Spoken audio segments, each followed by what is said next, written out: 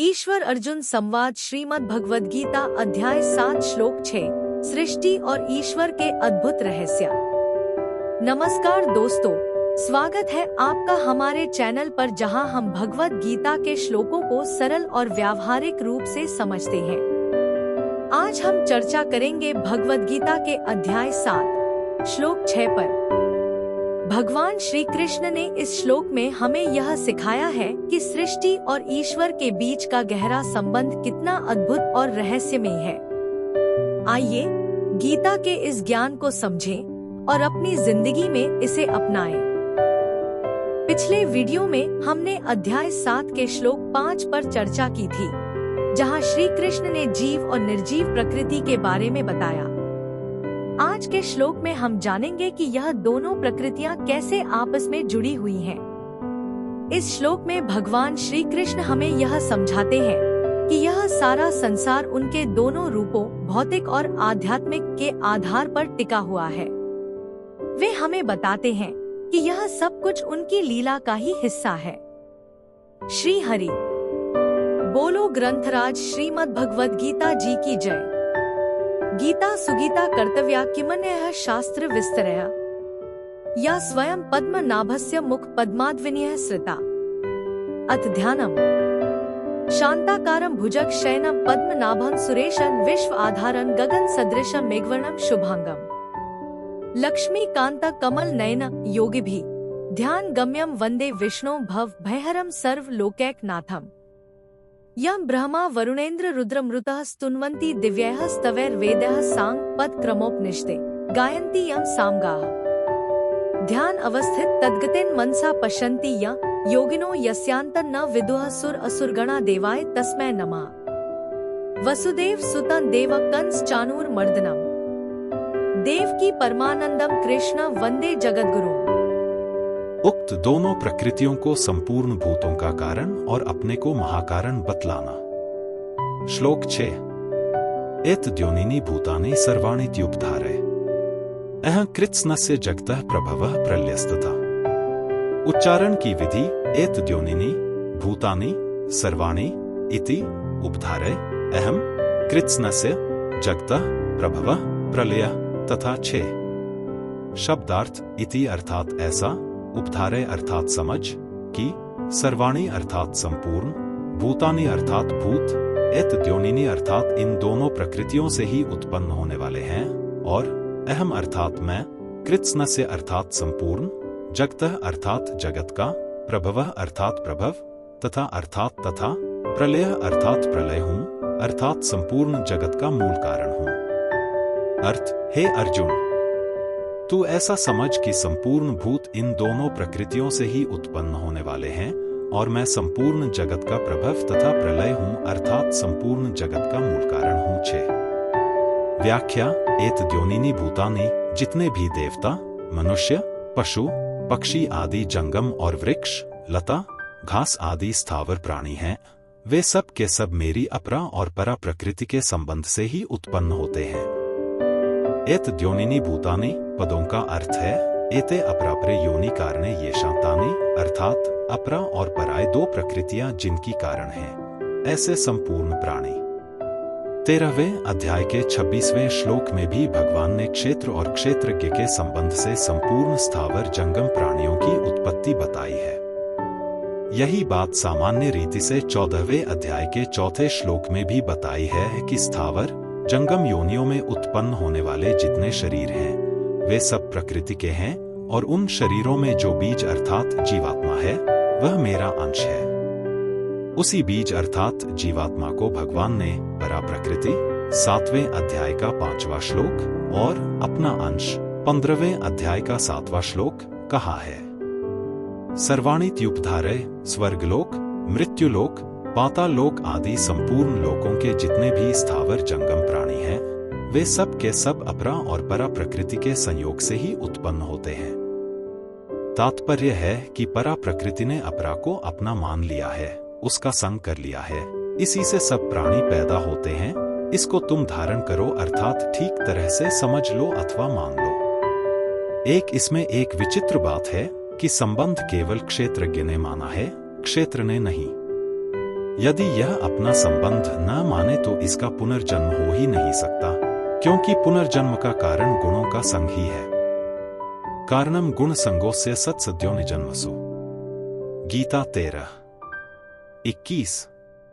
अह कृत्स्नस्य जगतः प्रभवः प्रलयस्तथा। मात्र वस्तुओं को सत्ता स्फूर्ति परमात्मा से ही मिलती है, इसलिए भगवान कहते हैं कि मैं संपूर्ण जगत का प्रभव उत्पन्न करने वाला और प्रलय लीन करने वाला हूं। प्रभव का तात्पर्य है कि मैं ही इस जगत का निमित्त कारण हूं, क्योंकि संपूर्ण सृष्टि मेरे संकल्प से पैदा हुई है। सदैक्षत बहुस्या प्रजायति। छांदोग्य 0:6। 2-3।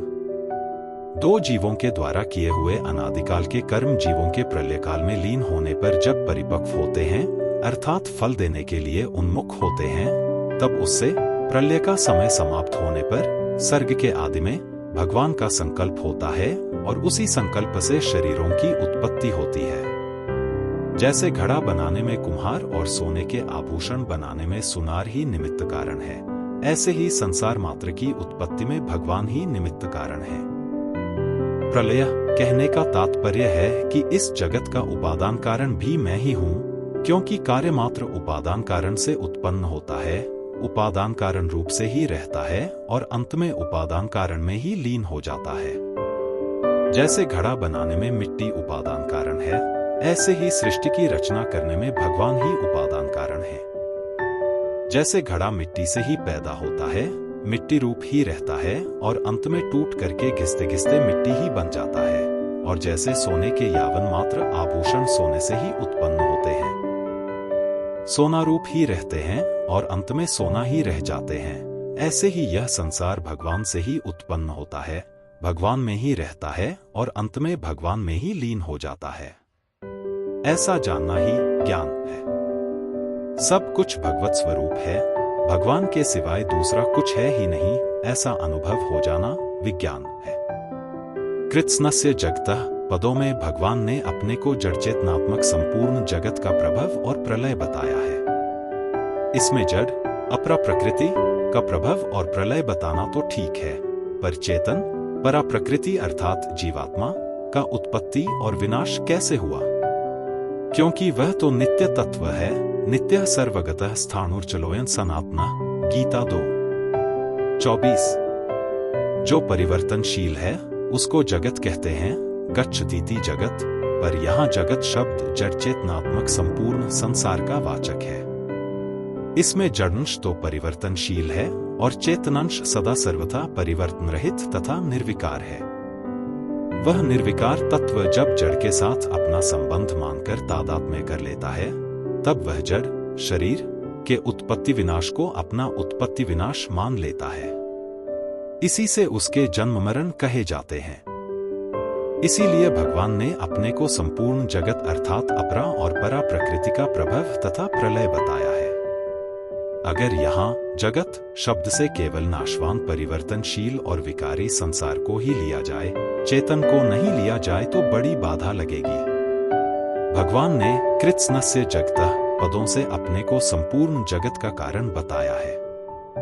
3 अपरा प्रकृति और भगवान में तो कार्य कारण का संबंध है, क्योंकि अपरा प्रकृति भगवान का कार्य है, परंतु परा प्रकृति और भगवान में कार्य कारण का संबंध नहीं है, क्योंकि परा प्रकृति जीव भगवान का अंश है, कार्य नहीं। इसलिए अंशांशी की दृष्टि से ही भगवान जीव के कारण कहे गए हैं, कार्य कारण की दृष्टि से नहीं। अतः संपूर्ण जगत के अंतर्गत स्थावर जंगम जड़ चेतन सभी लिए जाएंगे।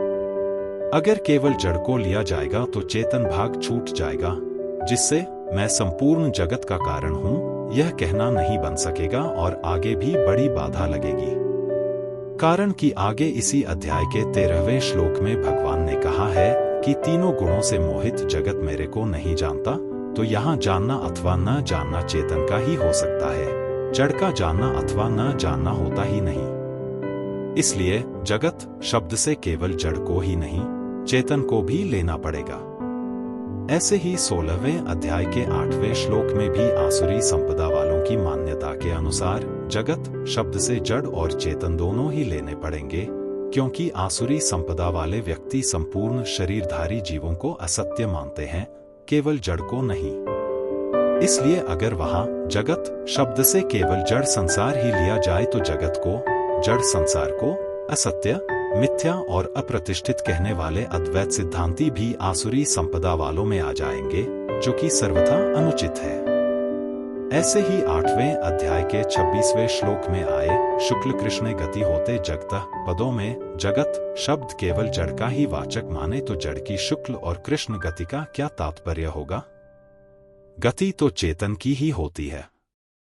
जड़ से तादात्म्य करने के कारण ही चेतन को जगत नाम से कहा गया है। इन सब बातों पर विचार करने से यह निष्कर्ष निकलता है कि जड़ के साथ एकात्मता करने से जीव जगत कहा जाता है।